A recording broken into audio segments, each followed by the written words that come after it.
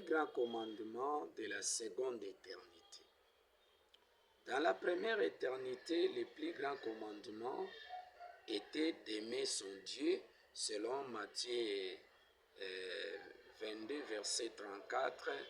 Vous descendez, et lorsque les pharisiens ou les sadducéens, les docteurs de la loi, a demandé à Jésus dans les lieux saints, dans la première éternité, Maître, quel est le plus grand commandement et la loi de l'Éternel Dieu transmis à Moïse? Le plus grand, le premier, dans la première éternité, tu aimeras le Seigneur ton Dieu de toute ton âme, de toute ta pensée, de toutes tes forces, et tu aimeras ton prochain comme toi-même. Mais dans la seconde éternité, ce n'est pas ça le cas. Dans la première éternité, on devrait aimer la parole de Dieu, et dans la seconde éternité, là, mais c'est pyramide est renversée. Dans la seconde éternité, Christ maintenant quitte les lieux saints, il monte dans les lieux très saints, il devient un roi éternel. Et Christ et Melchisedec devient la première épouse de l'esprit de vérité dans sa dimension du lieu très saint. Christ ne dépend plus de Dieu, de la parole de Dieu. Il a reçu son propre message, Apocalypse 19, 11 à 12. Il a reçu un nom que personne ne connaît. Christ n'est plus dans le royaume de Dieu.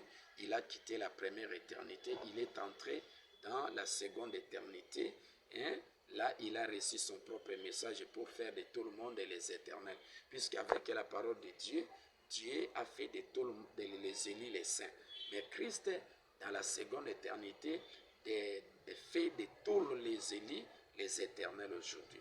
C'est comme ça que dans la seconde éternité, les plus grands commandements, tu aimeras le Seigneur, ton Christ Melchisedec, de tout ton cœur, de toute ton âme, de toute ta pensée. Cela veut dire qu'ici, dans la seconde éternité, c'est Christ la première épouse, c'est l'enseignant, inspirateur, c'est lui qui fait de tout le monde les éternels. Même Dieu ne devrait devenir un Dieu éternel qu'au travers de la parole de Christ d'Ilie 13.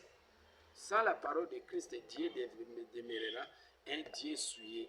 Mais avec la parole de Christ, puisqu'aujourd'hui les lieux sont souillés, la parole de Dieu est mélangée avec les mensonges. C'est comme ça que Christ, au travers de son propre message Melchisedec, il est descendu aujourd'hui avec son message d'Ilie 13 pour restaurer le tabernacle de Dieu, anéantir les mensonges du diable qui a souillé la parole de Dieu, et on laisse la parole de Dieu et on restaure le tabernacle de Dieu au travers maintenant la parole de Dieu. Donc le plus grand commandement dans la seconde éternité, c'est aimer son Christ Melchisedec, roi éternel, de tout son cœur, de toute son âme, de toute sa pensée. Cela dit ici, c'est la parole de Christ. C'est la parole de Melchisedec. C'est l'évangile de Melchisedec. C'est la bonne nouvelle de Melchisedec qui fait de tout le monde les éternels. Le premier éternel, c'est Christ Melchisedec. De la manière que Dieu a fait de tous les élus des saints, premier saint c'était Dieu, mais premier et éternel c'est Christ, roi éternel. C'est comme ça que vous voyez ici dans Psaume 68 et 34, la Bible dit, et chantez à l'honneur de celui qui s'avance dans les cieux éternels. Les cieux, les royaumes des cieux, les royaumes de Dieu. Là, c'est la première éternité. Là, le plus grand enseignant, c'était Dieu. Mais lorsque vous quittez les royaumes de Dieu, les royaumes des cieux, vous entrez dans les cieux éternels. Là, c'est la seconde éternité, les lieux très saints. Là, ce n'est plus Dieu qui règne, c'est Christ Melchisedec qui règne, roi de Salem, roi de paix. C'est lui qui règne au travers de son propre message, et il écrase maintenant la tête du serpent et l'esprit de l'égarement, et qui fait de tout le monde maintenant les éternels. Alors aujourd'hui, vous devrez savoir que le règne de la première éternité est fini. Le règne de la proclamation de la parole de Dieu est fini. Aujourd'hui, c'est la proclamation, c'est le règne de la seconde éternité, c'est le règne de la proclamation de l'évangile de Melchisedec et Christ, c'est le règne des rois éternels, c'est le règne des éternels aujourd'hui. Le règne des saints est fini, le règne des saints est fini, l'évangile des saints est passé, et aujourd'hui, c'est l'évangile des éternels. L'évangile des éternels, c'est l'évangile de Christ Melchisedec. C'est la première épouse de l'esprit de vérité dans sa dimension qu'il y est très saint. Et c'est Christ qui fait de tout le monde les éternels aujourd'hui. Donc Dieu ne devrait devenir un Dieu éternel qu'au travers de l'évangile de Christ, la parole de Christ, les noms que Christ a reçus auprès de l'Esprit de vérité dans sa dimension d'il est très saint pour faire de tout le monde les éternels.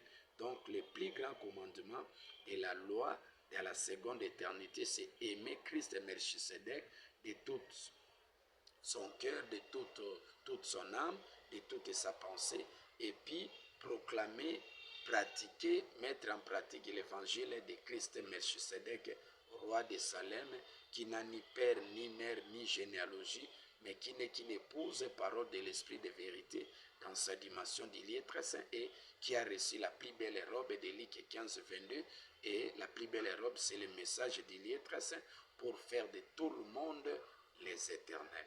Que l'Éternel vous bénisse, puisque c'était prédit dans Matthieu 19, 20, c'était prédit, les premiers seront les derniers seront les premiers. C'était prédit comme ça. Et aujourd'hui, Dieu qui était la première épouse dans dans la première éternité, dans la seconde éternité devient le dernier.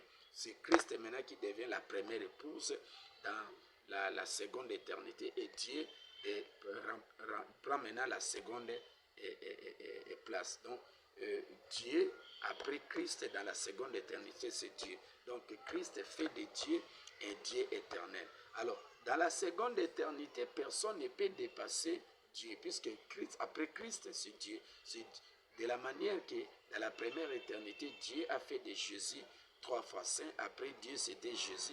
Dans la seconde éternité aussi, la première épouse, c'est Christ, et la seconde épouse, c'est Dieu. Donc c'est Christ qui fait de Dieu un Dieu éternel. Que l'Éternel vous bénisse et qu'il vous fasse grâce à devenir des éternels au travers de la parole de Christ Melchisedec, roi de Salem, roi de paix, et qui est venu aujourd'hui avec le règne de la seconde éternité, le règne d'il est très saint, le règne de l'évangile qui fait de tout le monde les éternels.